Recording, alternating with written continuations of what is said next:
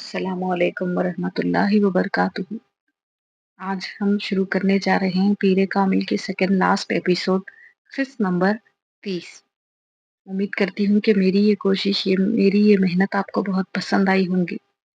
तो आप लोगों से गुजारिश है कि आप लोग ज़्यादा से ज़्यादा मेरी इन वीडियोस को लाइक कीजिए और अपने फैमिली और फ्रेंड्स में ज़्यादा से ज़्यादा शेयर कीजिए। और हाँ, कमेंट्स में ये ज़रूर बताइएगा कि आगे आप लोग किस किस्म की वीडियोस देखना पसंद करेंगे। तो चलिए शुरू करते हैं। पीरे कामिल किस्त नंबर 30। फहद के घर वालों का इसरार था कि शादी सादगी से हो और इस पर किसी को एतराज भी नहीं हुआ था। इमामा खुद भी शादी सादगी से करना चाहती थी, मगर वो ये नहीं जानती थी कि फहद के घर वालों का सादगी पर इसरार दरअसल कुछ और वजूहात की बिना पर था। उनका निकाह मेहंदी वाली शाम को होना था, मगर उस शाम को दोपहर के करीब फहद के घर वालों की तरफ से ये इत्तला दी गई कि निकाह अगले दिन यानी शादी वाले दिन ही होगा।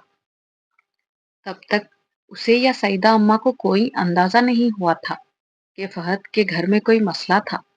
मेहंदी की वैसे भी कोई लंबी चौड़ी तकरीब नहीं थी, सिर्फ सईदा अम्मा के बहुत करीबी लोग थे या फिर नजदीकी हमसाए। निकाह की तकरीब के लिए जिस खाने का एहतमाम किया गया था वो उन लोगों को सर्व कर दिया गया।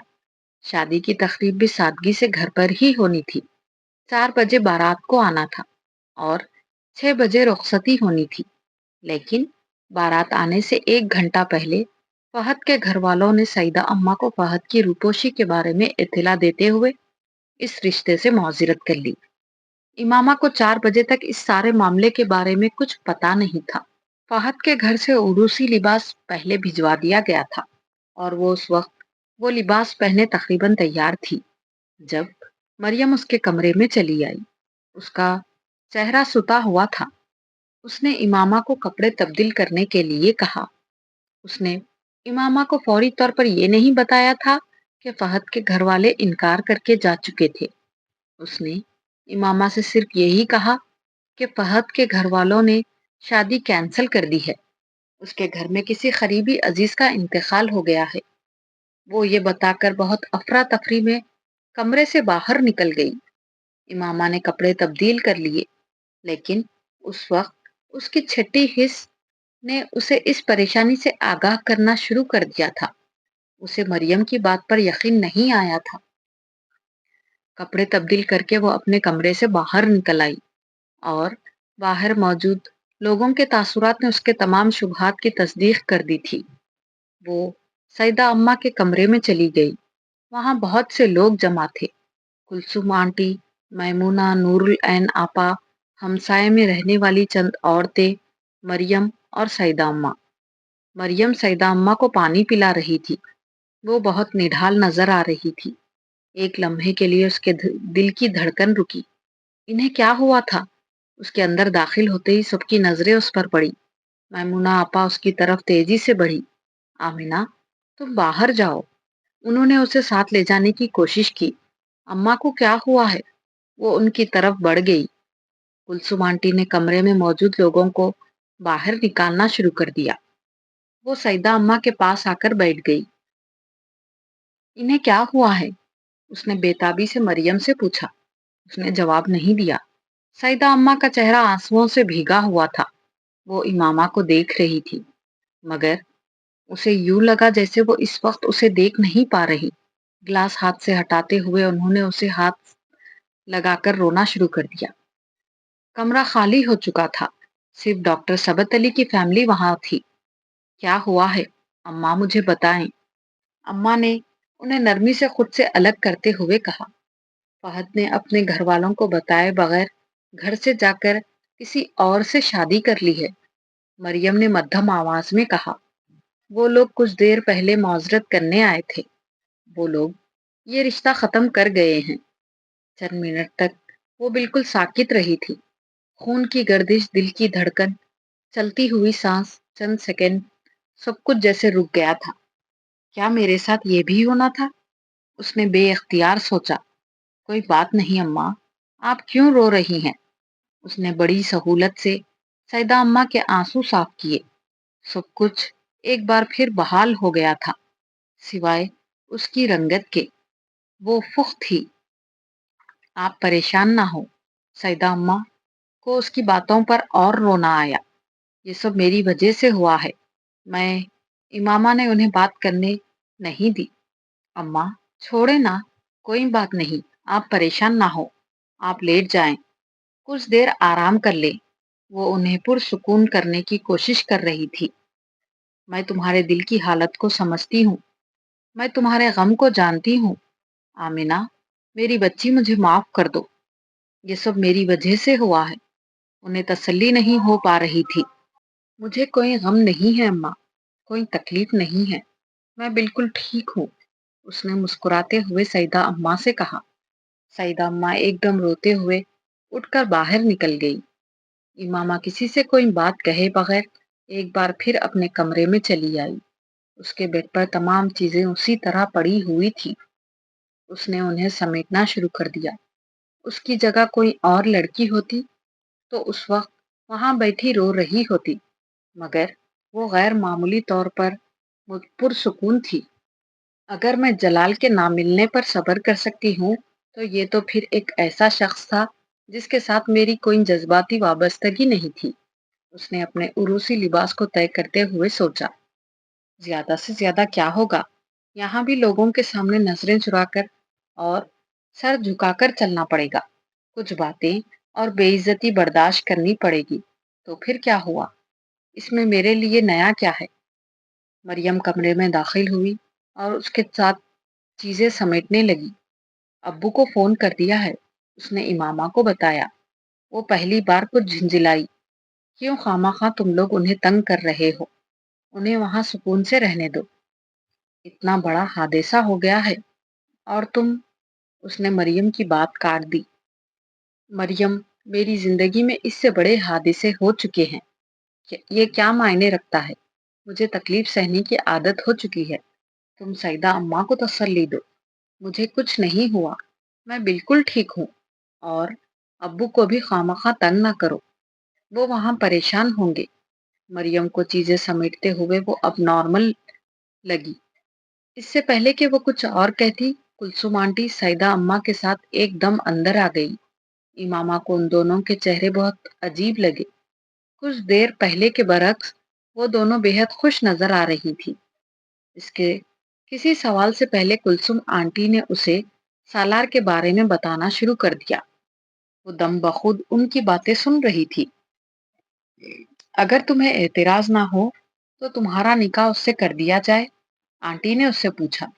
ثبت علی اسے بہت اچھی طرح جانتے تھے، وہ بہت اچھا لڑکا ہے۔ وہ اسے تسلی دینے کی کوشش کر رہی تھی۔ اگر ابو اسے جانتے ہیں تو ٹھیک ہے، مجھے کوئی اعتراض نہیں، آپ جیسا بہتر سمجھے کرے۔ اس کا ایک دوست تم سے کچھ باتیں کرنا چاہتا ہے۔ وہ اس مطالبے پر کچھ حیران ہوئی تھی، مگر اس نے فرقان سے ملنے سے انکار نہیں کیا۔ میرے دوست نے 8-9 سال پہلے ایک لڑکی سے نکاح کیا تھا، اپنی پسند سے۔ وہ چپ چاپ فرقان کو دیکھتی رہی۔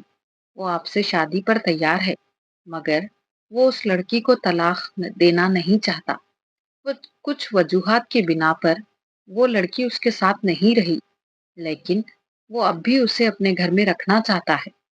اس نے مجھ سے کہا ہے کہ میں آپ کو یہ سب بتا دوں، تاکہ اگر آپ کو اس پر کوئی اعتراض ہو تو اس بات کو یہیں ختم کر دیں گے۔ لیکن میں آپ سے یہ بات کہنا چاہتا ہوں کہ شاید وہ لڑکی اسے کبھی بھی نہ ملے۔ 8-9 سال سے اس کا میرے دوست کے ساتھ کوئی رابطہ نہیں ہے۔ یہ ایک موہوم سی امید ہے جس پر وہ اس کا انتظار کر رہا ہے۔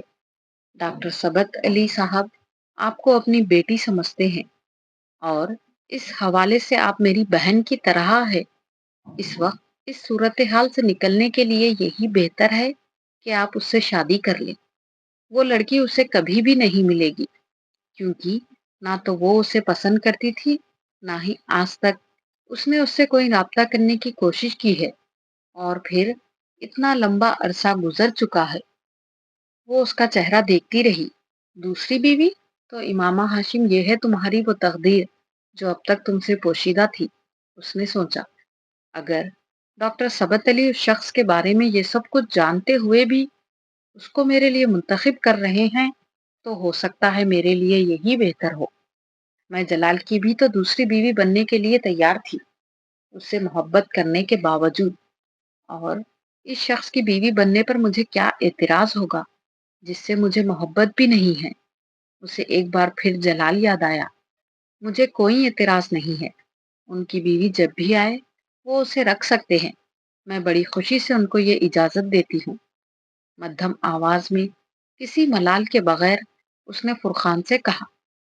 15 منٹ بعد اسے پہلا شوق اس وقت لگا جب نکاح خواہ نے اس کے سامنے سالار سکندر کا نام لیا تھا۔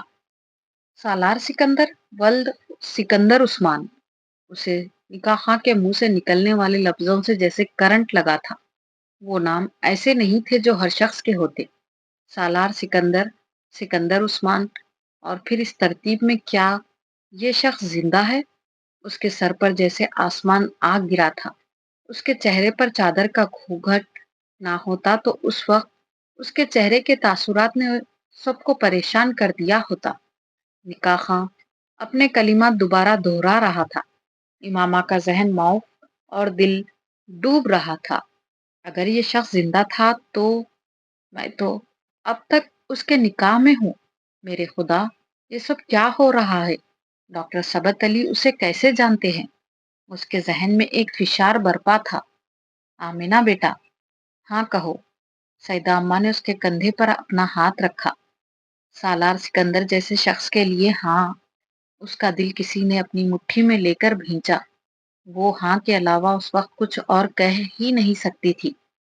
خوف اور شوق کے عالم میں اس نے کاغذات پر دستخط کیے تھے۔ کاش کوئی معجزہ ہو، یہ وہ سالار سکندر نہ ہو، یہ سب ایک اتفاق ہو۔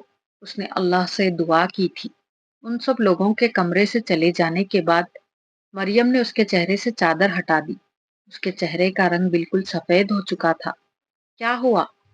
مریم کی تشویش میں اضافہ ہو گیا۔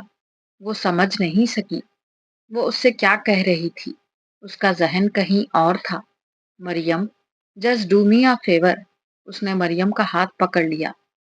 میں نے نکاح کر لیا ہے، مگر میں آج رخصتی نہیں چاہتی۔ تم سیدہ اماں سے کہو میں ابھی رخصتی نہیں چاہتی۔ اس کے لہجے میں کچھ نہ کچھ ایسا ضرور تھا کہ مریم اٹھ کر باہر نکل گئی۔ وہ بہت جلد ہی واپس آ گئی۔ امامہ، رخصتی نہیں ہو رہی ہے۔ سالار بھی رخصتی نہیں چاہتا۔ امامہ کے ہاتھوں کی کپکپاہٹ کچھ کم ہو گئی۔ ابو کا فون آنے والا ہے تمہارے لیے، وہ تم سے کچھ بات کرنا چاہتے ہیں۔ اس نے امامہ کو مزید اطلاع دی۔ وہ فون سننے کے لیے دوسرے کمرے میں آ گئی۔ انہوں نے کچھ دیر بعد اسے فون کیا تھا۔ وہ اسے مبارکباد دے رہے تھے۔ امامہ کا دل رونے کا چاہا۔ سالار بہت اچھا انسان ہے، وہ کہہ رہے تھے۔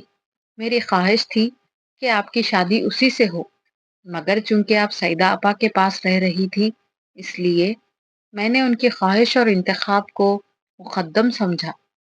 وہ سانس لینے تک کے قابل نہیں رہی تھی۔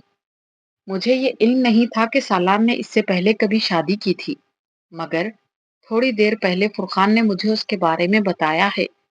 وہ صرف ضرورتاً کیا جانے والا کوئی نکاح تھا۔ فرقان نے مجھے تفصیل نہیں بتائی اور میں سمجھتا ہوں کہ اس کی ضرورت بھی نہیں ہے۔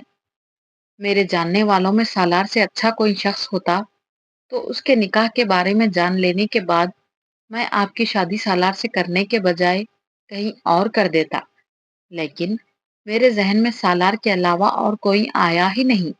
آپ خاموش کیوں ہیں آمینہ؟ انہیں بات کرتے کرتے اس کا خیال آیا۔ ابو، آپ واپس کب آئیں گے؟ میں 1 ہفتے تک آ رہا ہوں، ڈاکٹر ثبت علی نے کہا۔ مجھے آپ سے بہت ساری باتیں کرنی ہیں، مجھے آپ کو بہت کچھ بتانا ہے۔ آپ خوش نہیں ہیں؟ ڈاکٹر ثبت علی کو اس کے لہجے نے پریشان کیا۔ آپ پاکستان آ جائیں، پھر میں آپ سے بات کروں گی، اس نے حتمی لہجے میں کہا۔ وہ رات کو سونے سے پہلے وضو کے لیے باتھ روم میں گئی۔ وضو کر کے واپس آتے ہوئے اپنے کمرے میں جانے کے بجائے وہ صحن میں برآمدے کی سیڑھیوں پر بیٹھ گئی۔ گھر میں اس وقت کوئی مہمان نہیں تھا۔ وہ اور سیدہ اماں ہمیشہ کی طرح تنہا تھے۔ سیدہ اماں थकावट की वजह से बहुत जल्द सो गई थी। वो मुलाजिमा के साथ घर में मौजूद काम निपटाती रही। 10:30 बजे के करीब मुलाजिमा भी अपना काम खत्म करके सोने के लिए चली गई। वो शादी के कामों की वजह से पिछले कुछ दिनों से वहीं रह रही थी। इमामा किचन और अपने कमरे के बहुत से छोटे छोटे काम निपटाती रही। वो जिस वक्त उन सब कामों से फारिग हुई उस वक्त रात के 12:30 बज रहे थे। वो बहुत थक चुकी थी, मगर सोने से पहले वजू करने के बाद सहन से गुजरते हुए एकदम ही उसका दिल अपने कमरे में जाने को नहीं चाहा। वो वहीं बरामदे में बैठ गई। सहन में जलने वाली रोशनियों में उसने अपने हाथ और कलाइयों पर लगी हुई मेहंदी को देखा। मेहंदी बहुत अच्छी रची थी। उसके हाथ कोहनियों तक सुर्ख बेल बूटों से भरे हुए थे। उसने कल बहुत सालों के बाद पहली बार बड़े शौक से मेहंदी लगवाई थी। उसे मेहंदी बहुत पसंद थी। त्योहारों के अलावा भी वो अक्सर अपने हाथों पर मेहंदी लगाया करती थी, मगर 8.5 साल पहले अपने घर से निकल आने के बाद उसने कभी मेहंदी नहीं लगाई थी। गैर महसूस तौर पर उन तमाम चीजों से उसकी दिलचस्पी खत्म हो गई थी, मगर 8.5 साल के बाद पहली बार उसने बड़े शौक से अपने हाथों पर नक्शो निगार बनवाए थे। ना सिर्फ हाथों पर बल्कि पैरों पर भी। वो अपने पैरों को देखने लगी। शॉल को अपने गिर्द लपेटते हुए उसने अपने हाथों और बाजुओं को उसके नीचे छुपा लिया। असजद से जलाल, जलाल से फहद और फहद से सालार। एक शख्स को मैंने रद्द किया, दो ने मुझे रद्द किया, और चौथा शख्स जो मेरी जिंदगी में शामिल हुआ वो सबसे बदतरीन है, सालार सिकंदर। उसके अंदर धुआं सा भर गया। वो अपने उसी हुलिये के साथ उसके सामने था। खुला गिरेबान, गले में लटकती जंजीर, हेयर बैंड में बंधे बाल, चुभती हुई तज़हीक आमेज नजरें, दाएं गाल पर मजाक उड़ाती मुस्कुराहट के साथ पड़ने वाला डिम्पल, कलाइयों में लटकते बैंड्स और ब्रेसलेट, औरतों की तस्वीरों वाली तंग जीन्स। वो जैसे उसकी जिंदगी के सबसे खूबसूरत ख्वाब की सबसे भयानक ताबीर बनकर सामने आया था। उसके दिल में सालार सिकंदर के लिए जरा बराबर इज्जत ना थी। मैंने जिंदगी में बहुत सी गलतियां की है, मगर मैं इतनी बुरी नहीं हूं कि तुम्हारे जैसा बुरा मर्द मेरी जिंदगी में आए। उसने कई साल पहले फोन पर उससे कहा था। शायद इसीलिए जलाल ने भी तुमसे शादी नहीं की, क्योंकि नेक मर्दों के लिए नेक औरतें होती हैं और तुम्हारे जैसी नहीं, सालार ने जवाबन कहा था। इमामा ने अपने होंठ भींच लिए थे।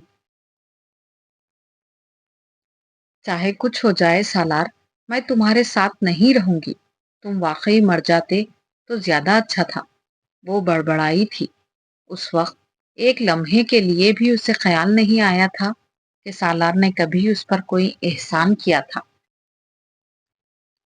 कंटिन्यू कीजिएगा हमारी आखिरी पीरे कामिल की आखिरी किस्त में। उम्मीद करती हूँ कि मेरी ये कोशिश आपको पसंद आई होगी। हमारी वीडियो को ज़्यादा से ज़्यादा लाइक कीजिए और अपने फैमिली और फ्रेंड्स में ज़्यादा से ज़्यादा शेयर कीजिए। और हाँ, कमेंट में ज़रूर बताइएगा कि आगे आप क्या सुनना पसंद करेंगे। दुआ में याद रखिए। अल्लाह हाफिज़।